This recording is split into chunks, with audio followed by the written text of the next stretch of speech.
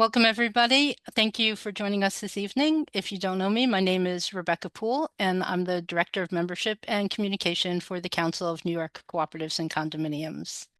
This is our 14th class in our Sustainability with Affordability series, and this one is on analyzing your benchmark data to ensure that you're Local Law 97 ready. Due to the importance of the goals of Local Law 97, and the large impact the law will have on co-ops and condos, CNYC is dedicated to seeking feasible solutions.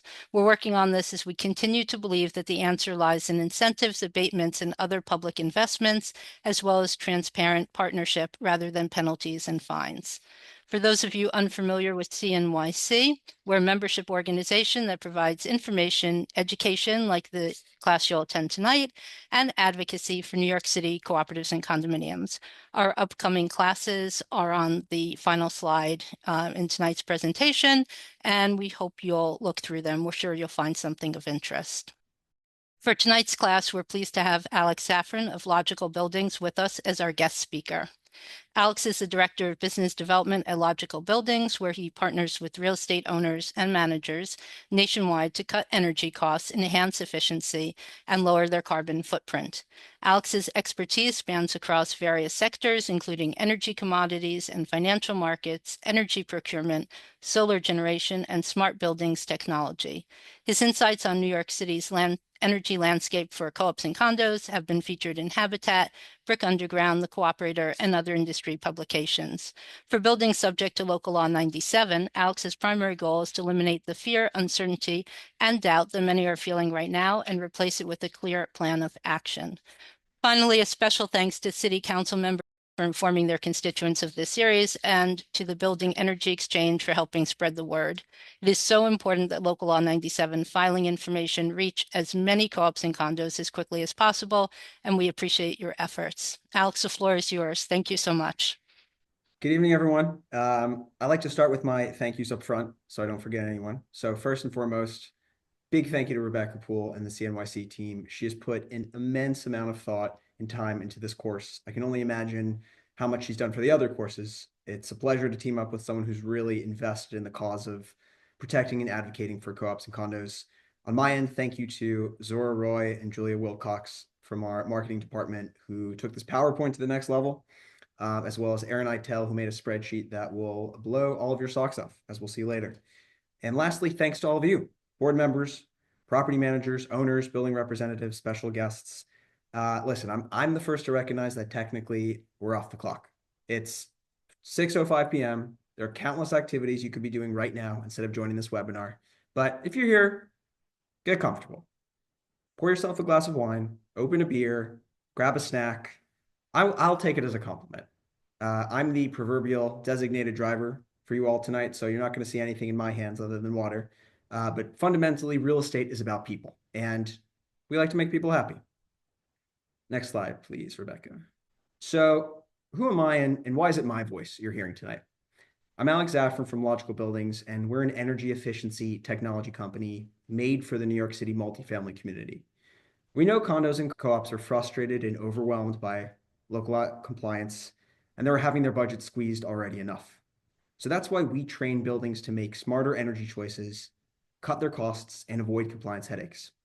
Thanks to data partnerships with Con Ed and other utilities, we help thousands of buildings and residents access granular energy data, giving them the chance to see energy usage and costs in ways they haven't before, so they can improve their operations and find inefficiency.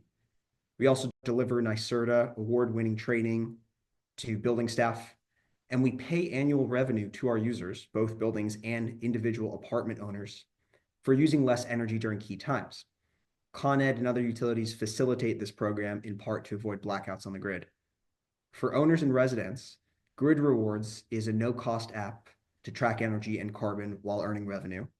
And for building operators and managers, SmartKit is a comprehensive energy management platform to visualize real-time energy data, earn money, and lower emissions.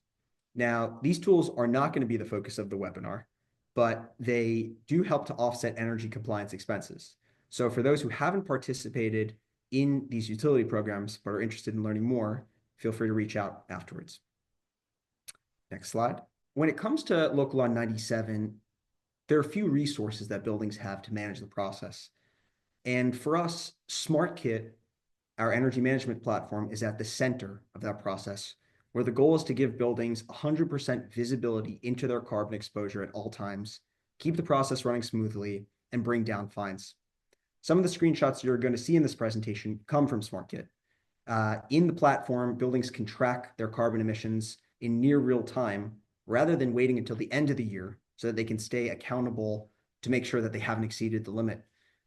All property stakeholders have full access to critical building data that we're going to speak about that goes into local law 97 reporting, like square footage and building space types. And we want to make a simple way for buildings to store lots of different energy reports that are flowing back and forth, benchmarking, audits, vendor agreements, contractor details, engineering studies. So in SmartKit, buildings have the opportunity to warehouse this safely and securely. And lastly, it's not just about what gets submitted to the Department of Buildings on May 1st of each year. It's about what's a building doing between the two May 1st periods, meaning what is the building doing to actively reduce their fines in between the annual filing dates? And especially if a condo or co-op doesn't have a fine right now, but that's expected to change in 2030, SmartKit helps to get those future fines as close to zero as possible. Next slide. So today is all about uncovering data that's been overlooked, make it valuable for you, and help you use it to mitigate the impact of carbon fines. There are three main parts to our discussion today. First, we're going to be taking a deep dive into Local Law 84. Every single person should walk out of this webinar knowing what the law is intended to achieve, what the compliance process looks like, and why it's intrinsically linked to Local Law 97. Next, we'll talk about some of the common challenges. Next, we'll talk about some of the common challenges that condos and co-ops face when it comes to energy benchmarking. As we'll see, benchmarking is a very data-intensive manual process, and under 97, mistakes can have financial consequences. And lastly, we're going to do something that you probably haven't seen done before. Local Law 84 benchmarking data is actually made public, but it's not often that people look back at the information. Some people don't even know that it exists, and we want to change that. So today, we're going to be conducting a live on-air building review. You'll see us take actual condos and co-ops. We're going to evaluate their Local Law 84 data and determine if they are benchmarking fit, so to speak, if their data is verifiable and ready for Local Law 97. So if you're curious to get a readout on your property, this is the opportunity to do so. We're inviting all of you to type your building address into the Q&A bar. A few caveats here. We've anonymized this to protect the privacy of the building residents and the board members. Also, the benchmarking data that's presented and that we're going to be using does not have any sensitive information. It is solely just building characteristics and energy data. And we want to do this as a group learning opportunity and to point out common issues that are easily resolvable. We look forward to all of your participation along the way. Please feel free to ask questions. If there's a question that is asked and I'm not able to answer at the time or we run out of time, you have my word. The question will get addressed after the webinar. Next slide, please. This is it, people. This is the most important slide in the whole deck. If you were to close your computer right now, this is the one thing we'd like you to take away from this webinar. If there is a flaw in your Local Law 84 data, there will be a guaranteed flaw in your Local Law 97 report, and that flaw may cost your building money. So as we'll come to see, the building characteristics and energy data that are recorded for Local Law 84 flow directly into your Local Law 97 submission. So that means if there's any kind of discrepancy in the size of your building, the spaces in your building, or the energy usage, that's going to impact your carbon emissions and your potential fines. Now, this isn't about scaring the members of this group. It's really about showing everyone that condos and co-ops have a chance to catch potential issues before they materialize in financial consequences without having to touch any equipment, without having to interrupt building activities or invest in any expensive capital projects. This is simply an exercise in good data management. That's the point of why we're here. Next slide. Time to dive in. Part one. So let's start our journey with a little time travel back to 2009.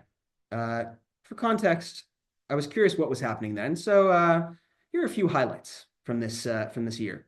So very interestingly, on this day in 2009, a U.S. Airways flight that we all know about was able to avert disaster when Chelsea Sullenberger heroically piloted the plane onto the Hudson. Also in that year, a new social media platform with a bright blue birdie and 140 character limit overtook the then dominant social media platform, Facebook, and became the favorite in America.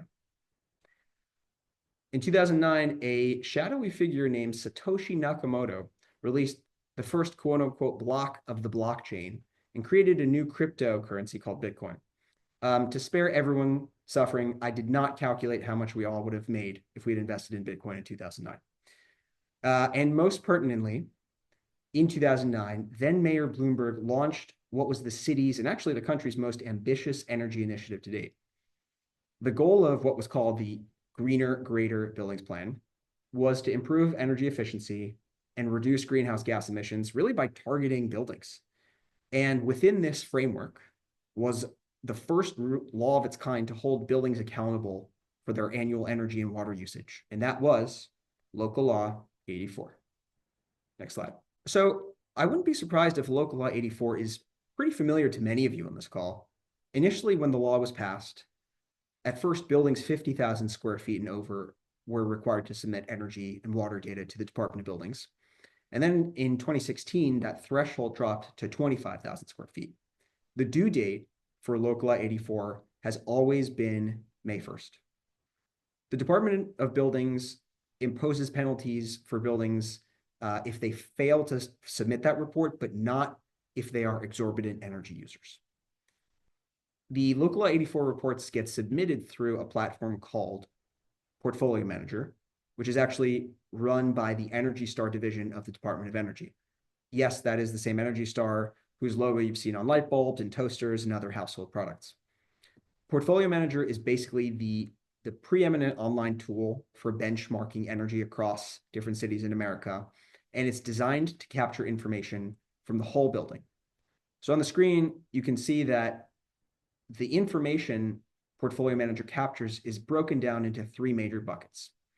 First, we've got property information, which essentially just qualifies and defines the building. We've got property use details, which is one layer deeper, and it demonstrates the unique elements of that building and goes into the specifics of how the spaces are used. And lastly, the energy consumption in general, which includes electricity, variety of heating sources like natural gas, steam, oil, renewable energy sources that might be used like solar energy, and water. On that last part, for the purposes of our conversation today, even though water gets reported in Local Law 84, we're going to focus on the energy piece as water is not part of the Local Law 97 calculation for carbon emissions. It's worth briefly discussing how exactly data gets into Portfolio Manager for two reasons. One, because your building or your management company is potentially paying someone to do it for you. So it's worth seeing what exactly your money is going towards.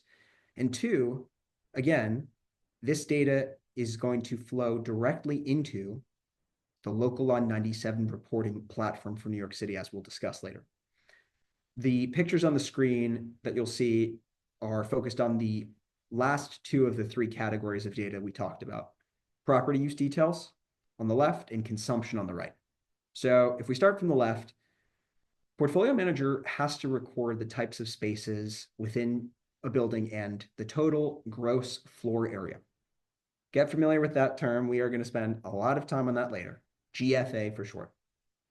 What's important to know right now is that the data entry in this process is entirely manual. Whatever square footage values are input into Portfolio Manager are what appears on the official Local Law 84 report. The same goes with the borough block and lot number, and the same goes with the bin number, which we'll talk about later. Unfortunately, there isn't a mechanism in Portfolio Manager to verify any of this information or the total square footage. It's up to the user. Now, if we go to the right, we go to consumption data. The most common types of energy for buildings are electricity and some sort of heat, natural gas, heating oil, and steam. Fortunately, Portfolio Manager has data integrations with Con Edison and other utilities, which means that fortunately there's a way for those utilities to automatically sync that data into the platform rather than typing in energy data from every single bill for a year. There are some sources of energy, like heating oil, that have to be entered manually, which we'll talk about later as well. Whether the data from Con Edison and others is accurate also needs some further assessment. And again, buildings aren't fined in the benchmarking process if they're using an excessive amount of energy. It's just if they fail to submit the mandatory Local Law 84 report. Next slide. We'll take a moment to appreciate the title of this slide. It's not meant to be hyperbolic. It's difficult, we know, to keep track of all the local laws in New York City and how they change over time and what's being asked of co-ops and condos. And what I find when we speak to most of our clients, it's not often known how these laws all work together. So I want to draw a common thread between all of the energy laws in New York City. The way to start is to talk about Local Law 84 at a conceptual level and focus on what's really going into it. So think about energy benchmarking really as a fraction. On the numerator, in the numerator, we have consumption data, represented here as annual energy usage. And on the denominator, we have property characteristics, which includes GFA. At the most basic level, energy efficiency as a term is defined by how much energy is consumed per square foot of your building. So for hypothetical purposes, let's pretend you have two condos right next to each other. They're using the exact amount of energy, the same amount of energy per year, but one of the two condos is slightly larger than the other. If you were to stack them both against each other, the larger building is technically the more efficient one because it's able to spread that same amount of energy across more common areas and more tenant areas. So the purpose of benchmarking is to take those inputs, as well as a few others, and determine how efficient a building is based on a score of 0 to 100. The higher the score, the better. A 50 is considered a median score. Anything above 75 is a top mark. Now, interestingly, the Energy Star score that is produced is not comparing your condo or co-op to other New York City co-ops or condos. It's actually comparing your building to a broader national average of multifamily buildings that comes from the Department of Energy. One of the inherent challenges that the Department of Buildings has had with Local Law 84 is that while it's great that it requires to put this information out into the ether, out into the open, because of the fact there are no penalties or accountability for usage, it's difficult for Local Law 84 itself to create action or change. So in 2019, there was a sweeping package of climate laws in New York called the Climate Mobilization Act, which made buildings, which required buildings to address energy efficiency in a very public way. And that way was energy efficiency letter grades. I'm sure many of you have come to be familiar with this, especially if your building is over 25,000 square feet, because an energy letter grade is probably posted in your entrance or lobby or common area. The letter grades are really nothing more than an alphabetized scale of the 0 to 100 Energy Star score, with A being the highest, D being the lowest, F not being complete failure, but F being failure to file, period, and N representing an exemption. The grades update every year based on changes in energy usage, and they have to be posted in a conspicuous place. And again, the reason why these letter grades were instituted is because they were meant to achieve what benchmarking doesn't quite do, which is to use public awareness to drive urgency in making buildings more efficient. Now, all of these concepts tie back to the very law that's bringing us here today. Local Law 97 emerged from that same regulatory package that gave us letter grades. But how does it really work? Because a building's carbon footprint comes from energy usage, Local Law 97 assigns a carbon value to each type of fuel. So for example, heating oil is considered a more carbon intensive fuel than electricity, so it's got a higher carbon value. A building's emissions are determined by combining total energy use for each fuel in that building multiplied by its carbon value. Different types of buildings have different energy needs, and different types of spaces are allowed to use different amounts of carbon. Now, how exactly do you think the Department of Buildings is going to figure out if a building is over its annual limit? You guessed it. They're going to look at the energy consumption and the property characteristics that are entered in Local Law 84. And so we come back to this title. Local Law 97 cannot exist functionally without Local Law 84 data. The two are intrinsically linked, and Local Law 84 data is also what produces the energy grades that sit in your lobbies or public areas. This is why Local Law 84 data is so critical. Next slide. A pause. Let's breathe for a moment. Part 1 summary. Here are the most important things that we covered. Number 1, all Local Law 84 submissions take place through Portfolio Manager. We've highlighted that there are 3 types of benchmarking data categories: property information, property use details, and energy data. And lastly, without Local Law 84, there would be no way to give out energy letter grades, or measure carbon emissions under Local Law 97. Okay, next slide. For part 2, we're going to start turning information into action. So why are we so focused on catching these potential errors? Why does it matter? We know that Portfolio Manager is the platform for Local Law 84. Now for Local Law 97, there's a separate platform called Beam, also in use nationally, that's going to pull in building characteristics and energy data from Portfolio Manager.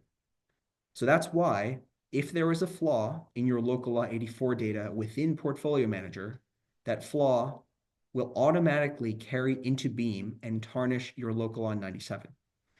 In this section, we're going to be covering 4 different challenges that you want to make sure to tackle in the benchmarking process. And each of those pitfalls relates back to the type of data that gets input into Portfolio Manager and is required under Local Law 84. Next slide. A little while ago, I mentioned that gross floor area would be a subject we'd be coming back to. GFA is something that you're going to hear a lot about, and I highly encourage all of you after this presentation to spend some time thinking about this. We've come to know that square footage is one of the components that goes into benchmarking.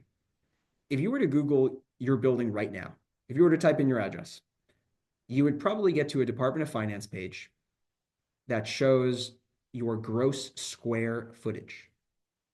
Now, the Department of Finance is technically the arbiter of the gross square footage value for tax purposes. But Local Law 97 relies on a different type of square footage measurement, and that one is called the gross floor area. GFA includes spaces like vents and elevator shafts that the Department of Finance doesn't always consider in their measurements. Under Local Law 97, buildings can't simply submit that public Department of Finance number and call it a day. As part of the filing process, they have to submit proof of their size. So the problem is, funny as it may sound, between these 2 square footage metrics, some properties aren't actually sure of the right value. If we take the building on the screen as an example, Hudson Manor Terrace, we see that there is an equivalent value to the gross square footage from the Department of Finance and the gross floor area. Now, because of the fact that the gross square footage number from the Department of Finance usually undercounts the actual square footage, it's possible that this building is larger in reality. Now, going back to our discussion about energy efficiency, it actually would be in this building's best interest if their GFA was a little bit larger. And why is that? If we go back to that example of 2 buildings using the same amount of energy, but one being a little bit bigger, that larger building is considered more efficient because it's spreading its energy usage over a bigger space. With that concept applied here, if this building is slightly bigger, let's pretend 120,000 square feet, 121,000 square feet, it also means Hudson Manor Terrace is going to get a larger carbon allowance, which means its potential carbon penalties may decrease. We want to make sure that buildings have as much wiggle room as possible for local law 97 fines. And this is the best first step that a building can take in investigating its benchmarking data. Let's go to the next slide. So what you're seeing here actually is a real life example of the effect that verifying gross floor area can have on a building's carbon footprint. Backstory here, Logical Buildings was retained by the management company of a large mixed-use midtown high-rise. They had an inkling that the gross square footage number from the Department of Finance wasn't indicative of the true building size. More importantly, their local law 97 penalties starting in 2030 were estimated to be about $21,000. So they needed a way to be sure of the value. And that's why they undertook a gross floor area assessment, which involves an engineering firm actually recording and measuring every space in the building envelope. Fortunately, the results were actually more favorable than either side had imagined. After we measured the whole building, it turned out that the Department of Finance was not accounting for nearly 87,000 square feet of space. The building was 23% larger than expected, and this drastically improved the energy efficiency. We expected to bring the local on 97 fines for this building in 2030 to about zero. As a reminder, it is mandatory to provide some sort of proof document to the Department of Buildings attesting to gross floor area. And most importantly, in this case and in all other cases, the results of a gross floor area study or validation of gross floor areas don't change the Department of Finance figure. We're leaving that intact. The whole purpose of this process is just to substantiate the figure that's entered into Local Law 97 according to the rules of the law. Next slide. We've talked about several times that for Local Law 84, all of the building's space types have to be disclosed. Under Local Law 97, there are different types of spaces are allowed to emit different amounts of carbon per square foot. And the limits are imposed by a carbon emissions factor. So as an example, in the table on the right, you're going to see a hypothetical multifamily building with a gross floor area of 115,000 square feet, 90,000 square feet of tenant space, 10,000 square foot retail, 15,000 supermarket. The Local Law 97 calculation takes each one of those spaces and multiplies them by their respective carbon factor. And then by adding the emissions of each area, you arrive at the total carbon emissions of the building. Actually, I have a question in the chat, Alex. I'm just Sure. gonna about the square footage issue. So it says, where do the Department of Finance square footage values come from? If the GFA is higher than the Department of Finance square footage, is there a risk that Department of Finance will adopt the GFA figure and property taxes will go up? And why are the DOF figures so low? Is that part of assessing at less than 100% to reduce the risks of buildings contesting their property taxes? If you measure interior spaces and add them up, why is that lower than space calculated based on exterior walls? Very good, multi-layered question.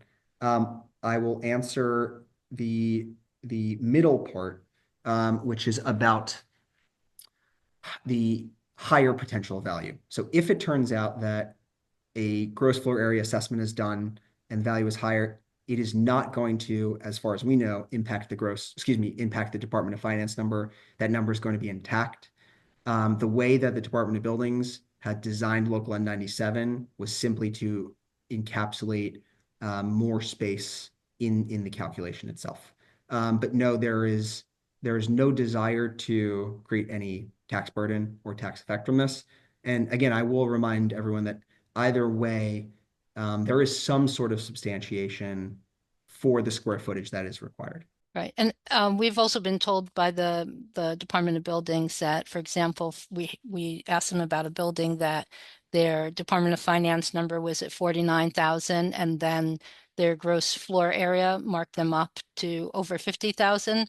Department of Building said that the gross floor area that you measure doesn't impact where you are in terms of covered building lists. Like if you go over 50,000 because you measure your building, you don't have to comply with local law 87. It's still based on the Department of Finance numbers. There should be no, it's separated. Like your gross floor area is only going to apply to local law 84, local law 97, and nothing else is what they told us. I'm sorry, go ahead. I might ask you to remind me of those other parts of the question since there were a few layers to it. Other part of the question was that how is it possible that when you measure the interior space, you're coming up with a larger number than than the Department of Finance number, which is theoretically based on your exterior walls? Interesting question. Um, I'm actually not sure, and this is something that I can research afterwards. I'm not sure if the Department of Finance number is necessarily based on that exterior wall count, because in most of the analyses that we've done, we are finding that the interior space is larger. But I think that's a piece of homework for me. So this is a fun case study, actually. It comes from our COO, David Klatt. The story did catapult him to superstardom on LinkedIn. He's not a social media influencer on LinkedIn, but I had to repost it here, obviously, to share a great story. So in short, one of our clients was facing a $27,000 annual penalty under Local Law 97, and the building had a variety of commercial tenants, each with its own space type designation and carbon allotment.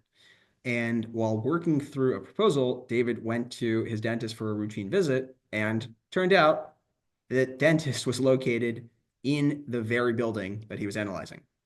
And when he went back to scrutinize the local law 84 data, he noticed that the dentist's office was marked as a regular office. Now, under local law 84, that might not necessarily precipitate a big change, but under local law 97, medical offices are given a larger carbon allowance than regular offices. So without having to interrupt any operations in the building or make any expensive capital purchases, essentially, we changed the space as it appears in benchmarking from commercial office to medical office, and the $27,000 in fines actually disappeared. The two big lessons from this: number one, these small little inconsistencies, if they get overlooked, can lead to big financial consequences. And that's why it's in the interest of every building to review their local law 84 data. And number two, brush your teeth. That's our big takeaway here as well. Next slide. Energy data. So if we think back to our energy efficiency ratio, we had energy consumption on the top, we had square footage on the bottom. We talked about the denominator. Now we got to talk about the numerator. The first issue to be wary of is making sure that your energy usage reflects every single space in the whole building. Condos and co-ops are expected to report on the historical consumption from common areas, their residents, commercial spaces. Whoever's entrusted to use Portfolio Manager has to ensure this data gets uploaded. And the fact that Portfolio Manager has that direct data sync to utilities is helpful, but unfortunately, it doesn't always capture the full extent of the energy across those spaces. So even, for example, Con Edison recently administered a change in the format of utility account numbers to 11 digits. You'll want to make sure that data is flowing through for your new account numbers, or else the data connection will break and your building won't have energy data. This brings us to our second challenge. Again, very helpful that Portfolio Manager imports this data automatically, but the data sync needs oversight. I'll give you a perfect example of why. So back during COVID, actually, in 2020, it was incredibly difficult for Con Ed to actually go out and obtain monthly meter readings from electricity and natural gas, because naturally the employees couldn't get on premises to document the change. So they had to estimate all of these energy figures. Eventually, Con Ed was able to obtain those actual energy figures, which meant they had to cancel the months and months of estimated bills and send customers brand new invoices. This makes sense in practice, and it was the right thing to do. But the problem is Portfolio Manager wasn't built to manage billing and rebilling. So what happened in the system was that many accounts showed actually double the amount of energy usage because Portfolio Manager couldn't cancel the old estimated bills. Now, mind you, this occurred at a time when there were no such thing as carbon penalties, but you can only imagine how things would be if that was occurring as we speak, and we had double energy data in the year when carbon is about to be fined. Today, also fortunately, 99% of Con Ed data is translated wirelessly through smart meters, which actually we at Logical Buildings tap into, but the technology is not 100% perfect. So the designated person using Portfolio Manager for your building really needs to check the energy meters for these erroneous values. The last area to touch on regarding energy data is very specific, and it's one that I've seen many, many, many times in my career. So we talked about the fact that electricity, natural gas, and steam flow into Portfolio Manager from utility data connections. That's not the case for oil. If a building's burning number 2 or number 4 oil, they have to enter the total number of gallons received based on the delivery month. So even if a building actually isn't using that energy, but they have taken delivery of oil in October, November, December, they are obligated to enter it in Portfolio Manager. Also, even if a building is on the interruptible rate class, where they don't use oil all the time, or if there's an emergency situation at the building where they briefly switch from gas to oil, that oil still has to be documented. I've seen, unfortunately, many times where, not necessarily by anyone's fault, the oil usage doesn't get documented. And again, in Local Law 84, while there might not have been repercussions previously, for Local Law 97, if you're not adding in the oil usage, it means you are potentially undercounting your total carbon emissions, and that, if it's discovered, can cause financial repercussions. By the way, the opposite is true for buildings that use renewable energy like solar. So if you are one of the lucky buildings in New York with a solar array, you want to make sure that you're putting in your solar energy into Portfolio Manager so that you're getting credit for the amount of electricity that you are generating and that you are offsetting from the grid. There's actually a question Sure. for heating oil, which is in for heating oil interruptible rate class. How do we document the actual oil usage versus filling the oil tank over time? In a perfect world, I wish there were a way to show when oil is actually used, but really the best way to do it, the only way to do it, is whenever your building is taking delivery of that oil, even if it's in an off month, could be June, in the summer, maybe you're getting deliveries ahead of the winter. Unfortunately, that's when you need to document the building as having used the oil. Now, this is the final challenge that we're highlighting, and it's important to manage actually it's important to, I should say, manage expectations from a cost perspective. In New York City, there are 2 different identifiers for properties. You've got a borough block and lot number, and you've got a BIN, a building identification number. BBLs are a 10-digit identifier for a parcel of land, and it's tied to the 5 boroughs. First digit is between 1 and 5, corresponds to a borough. Next 5 digits are a block. The last 4 are a lot. And the BBLs are used in property tax assessments. They could be for zoning. They could be for land use records. Ultimately, BBLs identify land even if there's no building on it. That's the takeaway. But a BIN is a 7-digit identifier specifically for a building or structure. And the BINs get used for things like permits, inspections, violations, and most critically, carbon emissions. Now, here's where the distinction is most critical for Local Law 97. Suppose you have one BBL and you've got 3 separate buildings. Now, in the eyes of the city, each building has its own identity and therefore its own BIN. And that means, unless there's a specific exception, every single BIN has to submit its own Local Law 97 report. So for any buildings that are one of several structures on a lot, ensure that you're prepared to file for all of the appropriate structures, not just one, if it applies to you. So to wrap up part 2, we covered the 4 key pitfalls that you want to avoid when you're reviewing your energy benchmarking data. Number 1, don't settle for gross square footage from the Department of Finance because that number isn't going to be allowed.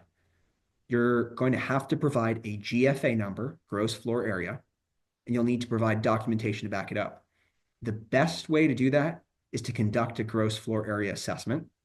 And if your building turns out to be larger than expected, your carbon allowance under Local Law 97 will increase and your penalties will decrease. Number two, you want to ensure that every space in your building is correctly designated. So whether it's an amenity area, commercial tenant, even a parking garage, the Local Law 97 submissions factor those attributes into their calculation. The data gets entered into Portfolio Manager, and it's imperative that it's accurate when it flows into the Local Law 97 portal. Number three, validate your energy data. And there are three elements to this piece. You need whole building energy use. You want to check your energy data, which syncs automatically so that it doesn't have any missing or erroneous figures. And for buildings that are using heating oil or renewable energy sources like solar, don't forget to enter your data. Lastly, Local Law 97 is all about the bin number. If your building is filing as part of a complex and there are multiple buildings, keep in mind you may need to file separate reports. Let's start taking some questions, and then if there are any that apply to the fitness check or the benchmarking analysis, we'll defer them until then.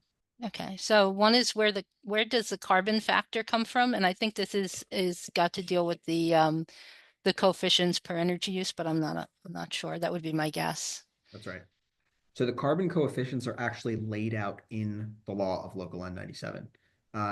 In the legal text, there are coefficients that are applied for the energy usage, meaning the types of fuel or the types of energy that are used in a building.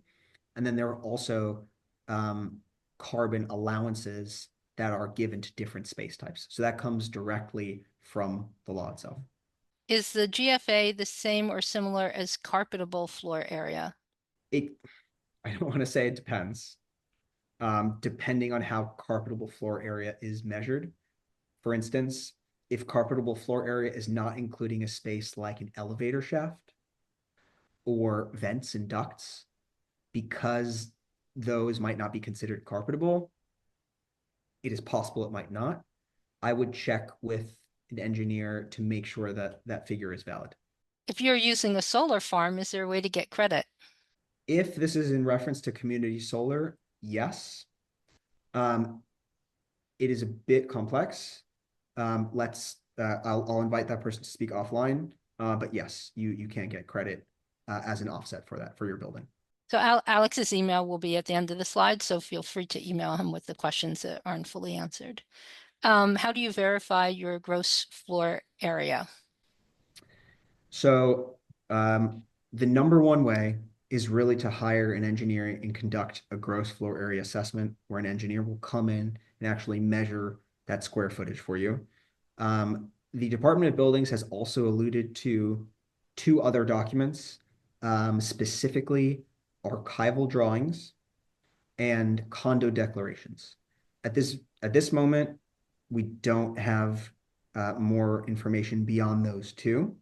I would suspect that we'll get some more insight into that later on. But if you, after this webinar, take a look at your building square footage, and it's clear that there isn't necessarily a consensus, and you do feel potentially that your building is undercounting its square footage and could benefit from a boost, it would be worth the investment of a GFA study to be conducted. Right. And I think, correct me if I'm wrong, Alex, but just remember that an RDP has to attest to your GFA when they submit your Local Law 97 filing. So whoever it is that you're deciding to work with or who you do work with, make sure that they are going to attest to whatever form of measurement they decide to use in coming up with that number. That's sort of the important part, to make sure that you're not accidentally filing late because it's not done correctly, I guess. Would you? Yeah. Yeah. Okay. Ultimately, in the submission process, the RDP, the registered design professional, is going to have to give his or her sign off on the gross floor area and whatever sort of document is used to substantiate that. Where can we check our building's gross square footage for both Department of Finance number and Local Law 84? So you're sort of going to get into that coming up. So Oh, and one more question and then you can go on. Would an outdoor parking lot be included in GFA? Yes, absolutely. Oh, I did not know that. Interesting. Okay, thank you. All right, let's go. All right. Next slide, please. Okay, here it is one more time in case anyone didn't have the chance to see it before, or you were getting your snack or your drink. If there's a flaw in your local law 84 data, there will be a guaranteed flaw in your local law 97 report, and that flaw may cost your building money. It needs to be understood that your local law 84 data is really going to determine how much money comes out of your building's pocket or stays in your pocket. And it's as simple and straightforward as that. That's why we're having this webinar. Next slide. All right. I've been looking forward to this part. We finished our deep dive into local 84. We talked about the common issues that condos and co-ops are facing. Now we're going to put this into practice. So by identifying discrepancies or catching mistakes, we want to give buildings the chance to reduce their current or future carbon fines. So this isn't an opportunity to shame buildings with incorrect data. That's not what we're doing. This is a blameless activity where the goal is to seek the truth. It's really an opportunity to learn from one another and make changes now. And if this works, as soon as the webinar is over, we want you to take a moment and email your board, your property manager, or your energy partners and say, can we take a look at our energy benchmarking data? Next slide. So in a moment, here's what's going to happen. We're going to switch from this slide deck to an Excel workbook. The Excel workbook pulls all of the local 84 benchmarking data that's been published by the Department of Buildings for the years 2022 and 2023. 2023 is the latest that we have available. So we're going to be able to see property characteristics and energy data for every building that has filed local 84 over the past 2 years. Again, reminding the group, none of this information is secret or sensitive. It's purely a collection of property and energy data. It is published by New York City Open Data, and we're going to be sharing the links with you after the fact in case you'd like to look at it yourself. We have created a search tool that essentially is going to allow us to pull up any property that submitted its local 84 report using the address. At the beginning of the presentation, we talked about how we'd like everyone who's interested in seeing their building live to put their address in the chat. And the reason that the chat function is anonymized is to respect the privacy of the person who might be submitting that building. So again, we will see the building on the screen, but we won't see the sensitive information about whom it is being represented by or any sensitive details to that regard. A building is going to be considered benchmarking fit if they follow the information on the screen, or excuse me, I should say, if the information on the screen appears in full and with accuracy. And if so, that building should have a high degree of confidence in moving forward with local law 97. So with all of that, we want to re-invite you to, if you wish, share your building address in the chat. Buildings are going to be evaluated in the order they come in. And once we pull up the screen, I will walk you through what we're seeing. There are going to be some details about the buildings that I don't know. So for instance, if your building necessarily used oil at some point in the past year, but it doesn't appear here, it will be difficult for me to know if it's missing the oil data. If for some reason we're not able to load your building as part of the search process, I'll make a note to produce a separate analysis for you afterwards. And lastly, this is just a spreadsheet and I'm a mere human. So mistakes may happen, but that is part of the fun of doing this live. So without further ado, I'm going to walk you through exactly what we're seeing on this screen. First, I'm actually going to show you this. Welcome to Open Data New York City Energy Benchmarking. We have 33,000 rows of properties, and we have 187 columns of different types of data. To sort through all of that, this tool is going to capture the address that is submitted, the borough block and lot, the bin, the square footage differentiators, the local law 97 path that needs to be followed, different energy statistics,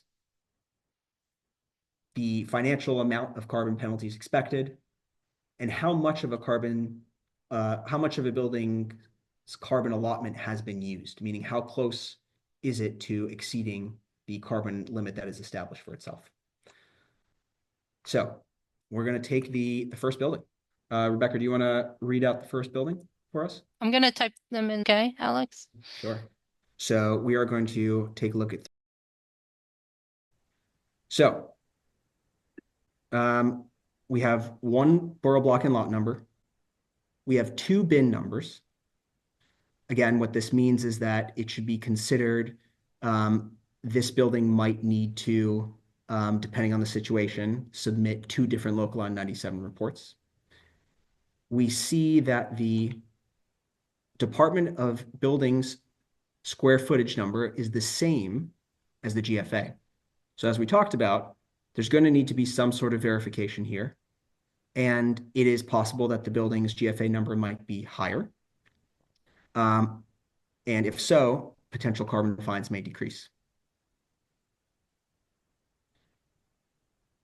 We also see that this building has one or more rent-regulated units, which is why it is eligible to submit its local law 97 report, not necessarily starting May 1st of this year, but May 1st of 2027. This is an allowance that the Department of Buildings has made for buildings with units that are rent regulated that constitute one, but no more than 35% of the whole building. So interesting energy data here. We see that there was a slight improvement in the Energy Star score. We see that electricity usage has gone down, a slight increase in natural gas usage, and a big drop in oil usage.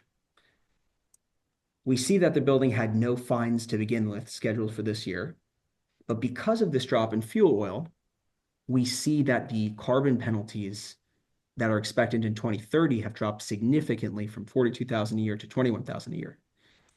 So about this building, we see number one, they're going to have to verify their square footage. And number two, I would be curious about this fuel oil figure. It is possible that they've made some great investments in energy efficiency at the building, but this is quite a significant drop-off in fuel oil. So I would encourage that we take a look at that fuel oil figure. Next building that I see, okay. One BBL, one bin, multifamily.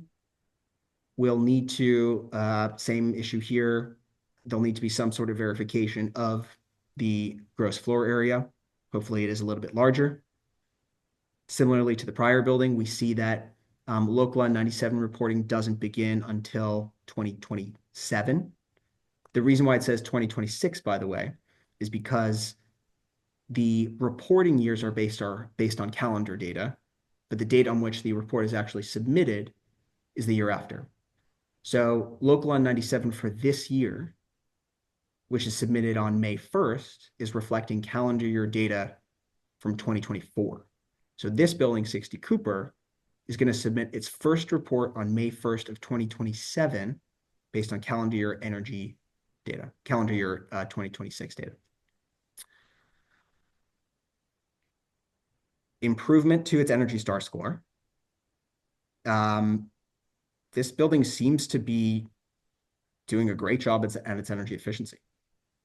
We see that it had no fines to begin with, either in 2024 or 2030, and it made a big improvement 2022 to 2023. So for this building to be benchmarking fit, assuming that the energy information we're seeing here is correct, we would just need to verify the square footage data. Next up, okay. One BBL, one bin, square footage is going to need to be assessed. To answer that earlier question, by the way, about where this comes from, there are a few different ways that you can pull your Department of Finance number. One is through Zola. Zola is a New York City mapping tool. It's personally what I use whenever I'm speaking to a new building. Zola is the acronym, but you will type in the building that you're looking for and it will give you that figure. And then there's also a different link to the Department of Finance, but I find that the Zola link is actually easiest. The property GFA number, the gross floor area, is what is submitted in your benchmarking report. So for that, you'll want to talk to your benchmarking provider about what was provided. Interesting building here. So there is a provision in Local Law 97 that if a building has at least one income restricted unit, it does not need to submit Local Law 97 on an annual basis until 2036. Again, based on that annual differentiation, 2035 energy data in 2026. So we can look at this information for the purposes of analysis, but this building does not need to make that submission for quite a while. We do see that they're, again, trusting that the data on the screen is right. Big drop off in the Energy Star score, increase in electricity usage. But really what's driving the change here is an almost 50% increase in natural gas usage. It is possible that that happened, but I would be curious to, even though that this building is not going to have to report Local Law 97, I would have a conversation with the board and maybe the energy manager here, because assuming that there were no significant changes or extenuating circumstances at the building, it would be surprising in a year that actually was a little bit warmer, that had a warmer winter than 2022, that we would see such a substantial increase in gas usage. So even if a building doesn't have to report Local Law 97 immediately, I would encourage you to go through this process to see if some of the energy data that's flowing through might deserve a second look. One BBL, one bin. And by the way, again, just to reiterate, when I'm saying one BBL and one bin, that means that this building is only expected to submit one Local Law 97 report. Square footage is going to need to be verified. First Local Law 97 report doesn't need to be submitted until May 1st, 2027. Use this opportunity to start thinking about how to reduce future fines. Year over year, good increase in the Energy Star score, and very nice decrease in electricity and natural gas. Very interesting that year to year, this resulted in a significant decrease in the expected carbon penalties for 2030. And just so that everyone is clear on how to interpret this box over here, while it might be the case that this building has a $0 fine expectation immediately, we still want to measure how close is it to drifting into fine territory. So what this means is that has used up in 2023 58% of its allocated carbon. And in 2030, based on the energy usage that we've seen, it would have used up 102% of its allocated carbon. So we want to use this as a metric for buildings, because even if they are satisfied and happy to see a zero value, we want to make sure that they're holding themselves accountable to how close they are to actually exceeding that limit.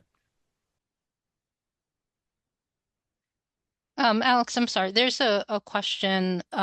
Maybe we can sort of make it general. When Yep. you're looking at these reports, if you see like a decrease in gas, would you be able to say, okay, that's probably because of boiler controls or an efficiency, or it's a mistake? Like, is there a line that where you can tell, or that the building can tell?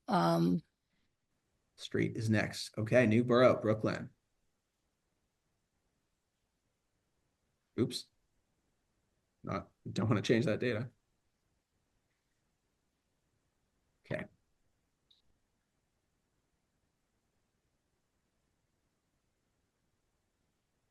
One BBL, one bin, same square footage issue. And I want to reiterate, this is not something that is worthy of the chastisement. And I'm not calling this out to make anyone feel uncomfortable. We're just getting the point across that moving forward for your Local Law 97 reports, the 45664 in this case isn't something that they're going to accept unless you actually have a document that says happens to be exactly the same as the Department of Finance's figure. They need to start reporting energy on an annual basis starting this May. Year over year, decrease in the Energy Star score. We see improvement in electricity usage, which is good. 2% increase in gas. So when I think about this, this is interesting. We see that there was fuel oil usage in 2022 and not in 2023. So that probably means one of two things. Either they were able to eliminate oil usage altogether, which is great, which might explain the 2% increase in gas that would probably make up for the heating load, or maybe they inadvertently forgot to enter that oil data. So either way, for this building, take a look at your 2023 energy usage and make sure that oil is not included, or no oil is not excluded. And if this is accurate, then great job. And as for penalties coming up, no penalties on the horizon, and actually a slight improvement to expected fines moving forward due to that decrease in energy usage. Well done.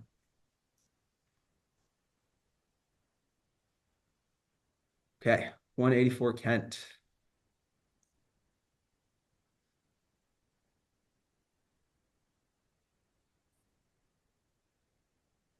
Okay. One BBL, one bin. Interesting that it seems like 184 Kent, you are ahead of the curve because I'm going to guess between 2022 and 2023, you decided it was prudent to take a closer look at the gross floor area. And we see that there is a slight increase. I would assume that this was done by verification of some means. So as long as you have a document to prove that the 428 is the right figure, that's great. Local Law 97, the first report doesn't need to be submitted until 2027. This building happens to be exempt from Energy Star reporting and letter grades. That could be for a variety of reasons. Okay. We see a 23% increase in electricity usage. And we see that from 2022, we went from using almost 16 million KBTU of natural gas to 0. Unless this building has gone fully electric, which is possible, we want to make sure that heating gets included back into this analysis, which is why it makes sense that now the carbon penalties for 2030 are expected to be at 0. So again, without knowing what's happening at the building, if 184 is fully electrified, this is a great case study and you guys should be very proud of it. If not, worth making sure that natural gas data gets in there. Can I throw a quick question at you while you're looking up the next one there? If a building checks their information on the open data and the square footage number doesn't match either the Department of Finance number or the number that they measured from the GFA, what could be the cause of that? That's supposed to be a straight data drop, right? The local 84 reports. So the local law 84 report, it's coming from a manual data entry. I will say that there are some engineers, and you may have had, you as in the participants may have had this discussion with your engineering partners who have filled out benchmarking reports. Sometimes there is a choice made to inflate the gross floor area slightly to account for some differences in the GFA versus the gross square footage. So the only reason that I could think of a difference in the values is really because of manual entry, which again is not due to any sort of foul play, but solely because someone might be trying to approximate the difference in the values, which up to this point hasn't been scrutinized, but now it will be moving forward. Okay. 140 Riverside is next.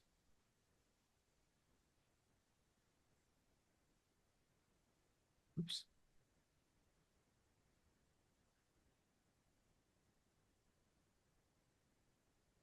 Okay.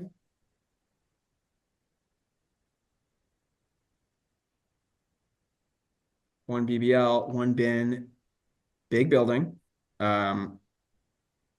and we see a big discrepancy in gross floor area.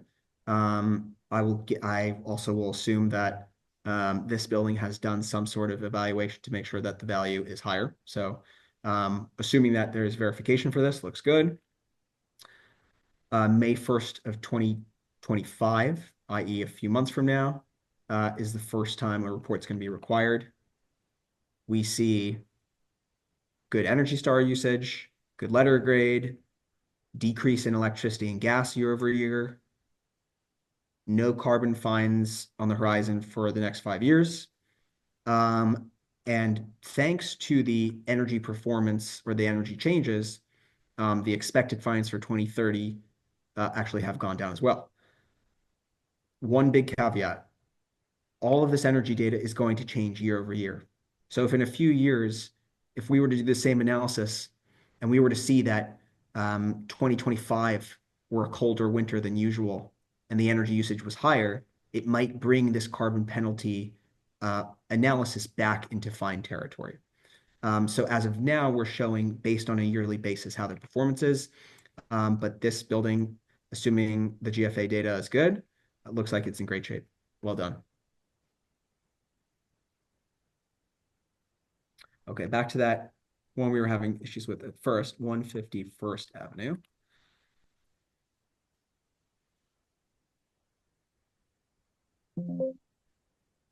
I have the BBL for that one now. Sure. What is it, Julia? 100,437,0001. 100,437,0001. Yeah. Okay. It is possible that this building did not necessarily file benchmarking. This is a direct data sync from the Department of Buildings. I will make a note on my end for the representative from 151st to look at this after the fact, just to make sure that nothing's being excluded. But again, for the purposes of letting the group know, even if for whatever reason it did not have to report benchmarking, the local N97 reporting will be required so long as it's over 25,000 square feet.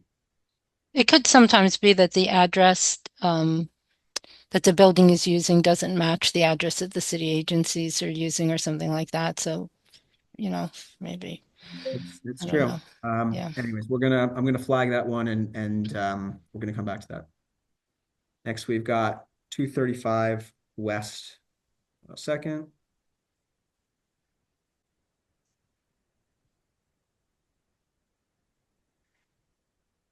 Okay. BBL and bin looks good. Interesting discrepancy here. The GFA is actually slightly lower than the Department of Finance's figure. If you have a document to verify this, that's great. But if this is potentially something worth revisiting, I would say, it could be worth conducting some sort of gross floor area assessment, because if it turns out your building is at least 210 square feet, then your carbon allowances will go up and your future emissions will go down. So I would double check on that figure to make sure it's certain. First carbon report is due in 2027. We see year over year, slight increase in electricity and slight increase in natural gas. Nothing to be alarmed about. It might be worth just speaking to your building manager and your operator about what changes might have happened at the building internally that might have yielded the need for additional energy, assuming all other external factors were equal. Even despite that increase in energy usage, we see that there are no fines coming up for the next 5 years. But I would encourage assess, especially because in 2030, that some fines are going to be coming due. Now is the time to start thinking about what can be done to improve efficiency at the building. Also, even though that there is 0 fines expected, the building technically in 2023 used 80% of its carbon limit. Now it's under, and it's not going to be penalized for that. But another reason to start exploring what options might there be to improve efficiency and keep track of that number through time during the middle of the year so that by the time November rolls around, you're not concerned that you've exceeded the limit. Instead, there should be a way to monitor your carbon limit during the year so you can see how close you are and how you're trending. Is next. One BBL, one bin. Difference in the GFA and the gross square footage. To me, that looks good. Make sure you have your verification. First local LL97 report is not due until May 1st of 2027. Good improvement in electricity usage, great improvement in natural gas usage, which brought down the expected fines for 2030 quite significantly. This is, again, I'd be curious. I'd be curious to know what the building has done. This looks like a great number, and this is the kind of metric that we want to see year over year, so that by the time 35 West 92nd gets close to 2030, that what we're seeing here is the case. That instead of having almost 20K in annual fines, it's close to 2,000. So well done to this building for instituting some changes to reduce that carbon exposure. By the way, I recognize we're going a bit late. If we want to go till 2 a.m., we can go till 2 a.m. I don't know. Becca has her cutoff. If any folks do need to drop off and you want to cover this later, we certainly can, but I'm going to keep going for those who are willing to.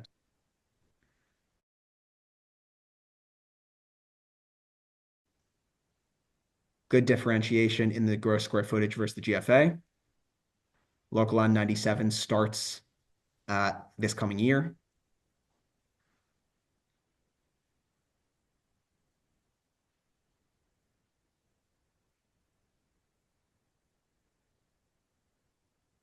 I'm curious about this building in general.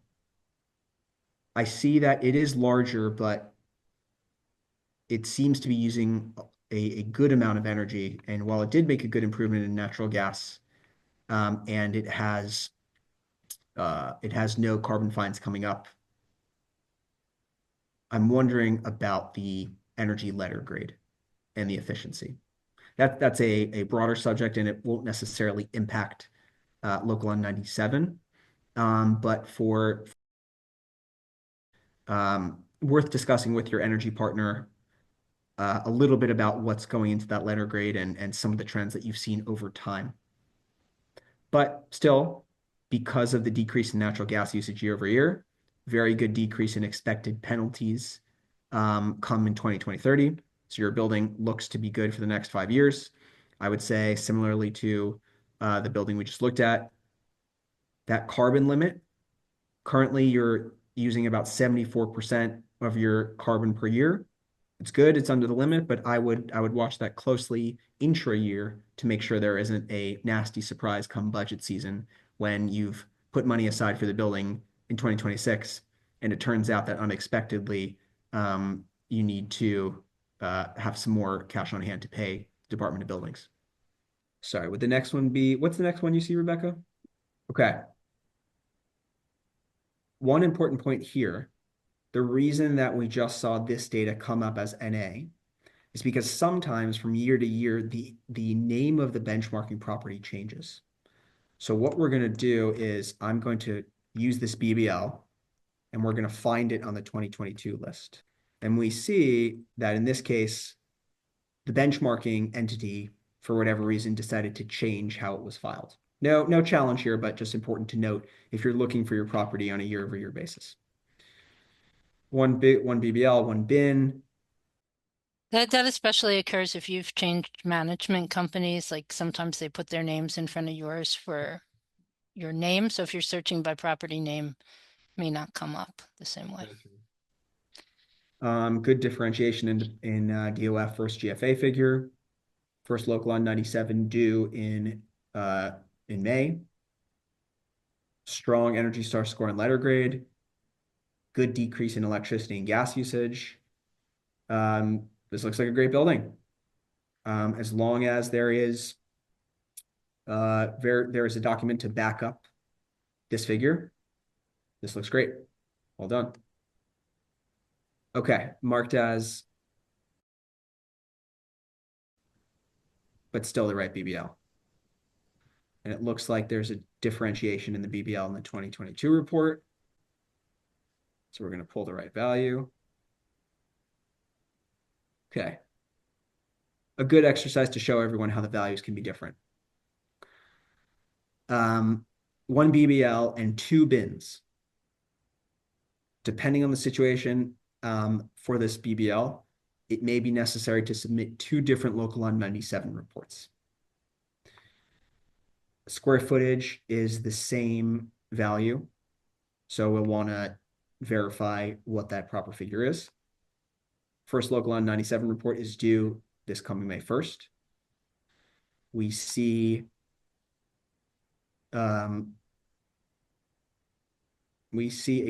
an increase in electricity, a slight decrease in gas, and a mega decrease in fuel. This number could be great. It might be the case.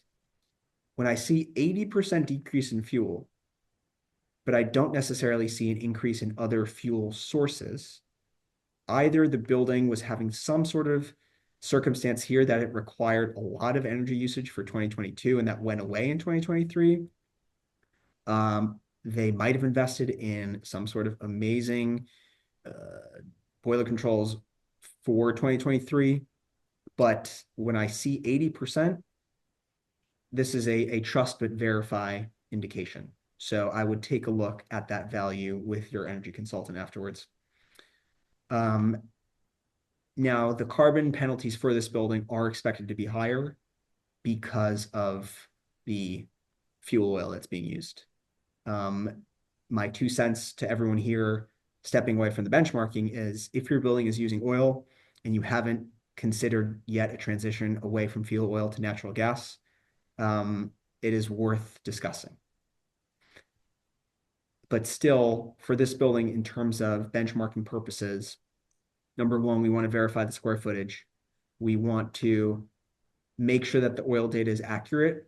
And we want to start thinking about, for the next 5 years, how do we get this estimated fine starting in 2030 as low to zero as we can. Okay, one BBL, one bin. Square footage needs to be verified. First report is due May 1st. Good Energy Star rating. Electricity usage, gas usage decreasing year over year. No carbon fines for the foreseeable future and also into 2030. And because of those improvements year over year, the impact or the amount of carbon that's been used over time has also decreased.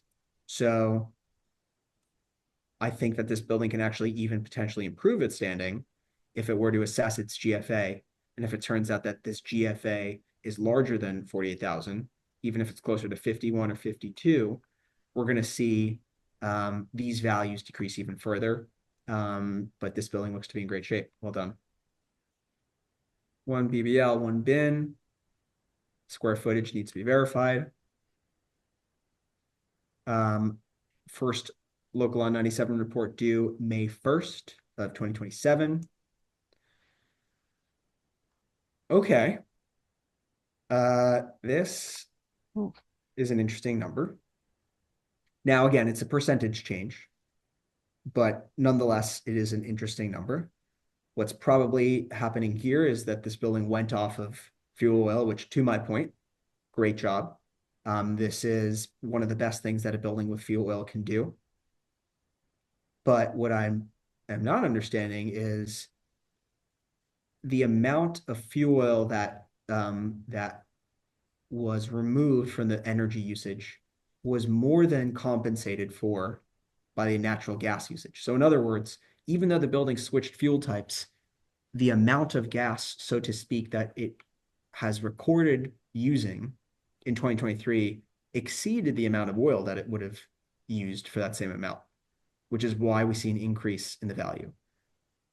This is definitely worth taking a look at, because if your building is doing the right thing, of getting off of oil to gas, it deserves that recognition, and it deserves clarity. So definitely speak to your energy consultant or your energy manager about what's happening in this data. One BBL, one bin. Gross square footage and GFA are identical. We'll need to verify that. First local N97 report is not due until May 1st of 2027. Electricity usage down. Gas usage is consistent, and oil usage went up just a little bit. This may have occurred just based on annual fluctuations in energy requirements for the building. We do see that based on 2023 data, there is a fine expected for this year, which is likely attributable to the fuel oil that's being used. It's worth, for this coming year, scrutinizing the figures that are input into Portfolio Manager to make sure that when they do flow into Local Law 97, if there is a fine to be had, it's not a cent more than you should pay. I'm sure that this building is already contemplating ways to reduce its emissions moving forward, but there's certainly opportunities for improvement. I also would encourage this building to spend the money on a gross floor area assessment to actually verify that square footage, because if it does verify the square footage and if this notches up to 45, 46, 47,000 square feet, we're going to see some sort of decrease in these annual fines. So worth investigating on both the energy front before your submission and the square footage front. And maybe talk about good faith effort possibility with your RDP, see if you can avoid the penalties. Yes, absolutely. There are options when you go through the local N97 process for you to request a mitigated fine based on this figure. Happy to discuss with the building afterwards about what this looks like. Okay. One BBL, one bin. Good distinction between GFA and square footage. First report due May of 2027. Year over year, good improvement in electricity. Decrease there, decrease in natural gas. No carbon fines expected for the next 5 years. And based on that decrease in gas usage, we see that the carbon fines expected for 2030 have decreased. So well done to this building. I'm sorry, Alex, just a question from a building that you had just done. They're asking about the outdoor parking lot and whether or not that could be included in the gross square footage figure. Yes, should be. So another reason to get it measured. Right. Thanks. Okay. One BBL, one bin. Distinction between the GFA and the gross square footage looks good, as long as you have some sort of proof document. By the way, I did see a question about the 3 allowed methods for validating the GFA. These are the 3 that are mentioned as of right now. They may expand. I would expect the Department of Buildings to give more clarity, but the 3 that we are aware of and that we ourselves are using for our clients are a gross floor area assessment, which we've discussed. Engineers come to the building, they look at all the square footage and the constituent spaces within. Archival drawings and condo declarations. We haven't gotten more specifics on those latter 2, but that is what is mentioned in the Department of Buildings right now. I would consult with your energy partners about what you have thus far. And if you aren't able to locate any documents, it might be prudent to consider a gross floor area assessment. First report is due in this coming May. Building is exempt from energy letter grids. We see a good decrease in electricity and natural gas. And based on that corresponding decrease, we also see that the building has, as of now, eliminated its potential carbon penalties for 2030, and it's well below the limit. Well, I think that concludes, at least on my end, from what I'm seeing in the chat, all of the addresses. I want to say a big thank you again to everyone for staying on. Not exactly into the wee hours, but much later than you would have been expected to stay to talk about energy data. We would love the opportunity to continue the conversation with each of you, either on energy benchmarking, local N97, revenue earnings through Con Ed programs. Very big thank you to Rebecca. Of course, Rebecca, I'm sure you have some final words as well. Just thank you everyone for attending and spending a long portion of your evening with us. Thank you, Alex, for all of your time and efforts in a fantastic presentation. And the remaining questions we will get you answers for. And the slides will be coming out tomorrow with the links to where you can confirm, measurement information, et cetera, through the DOB documents. Thank you. Thank you all very much. Thank you, Night. everyone.